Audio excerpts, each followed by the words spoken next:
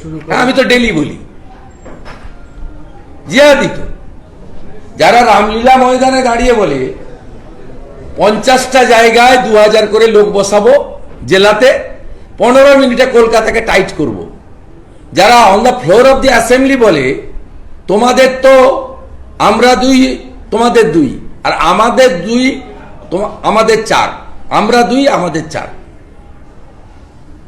যিনি বলেন সবাই দাওয়াতে ইসলাম দিচ্ছি, অন্য ধর্মের লোক দুর্ভাগ্যশালী, সবাইকে উর্দুতে কথা বলতে হবে, ইয়া ভি এক মিনি পাকিস্তান হ্যায়, এরা কি জিহাদি ছাড়া কি?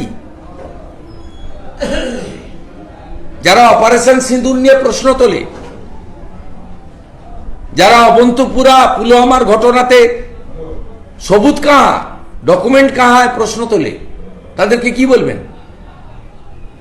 ওদের এমএলএ ফারাক্কার এমএলএ ব্যান অর্গানাইজেশন PFI প্যারেডে যায়, তাকে কি বলবেন? নাকি ভদ্রলোক না জিহাদি? ধুলিয়ানে কোর্টের রিপোর্টে মেহবুব আলমের নাম আছে, তিনি জিহাদি না ভদ্রলোক? হাসান আহমেদ ইমরান সিমি রাজ্যসভায় যায়, তিনি জঙ্গি না জিহাদি না রাষ্ট্রবাদী? বেশ করেছে সুকান্ত মজুমদার বলেছে, আমি তো ডেলি বলি, নাম ধরে ধরে বলি, তৃণমূল কংগ্রেসের মুসলমান নেতাদের অধিকাংশ এই মানসিকতা এবং এই কাজে লিপ্ত থাকেন, সবাই জানে।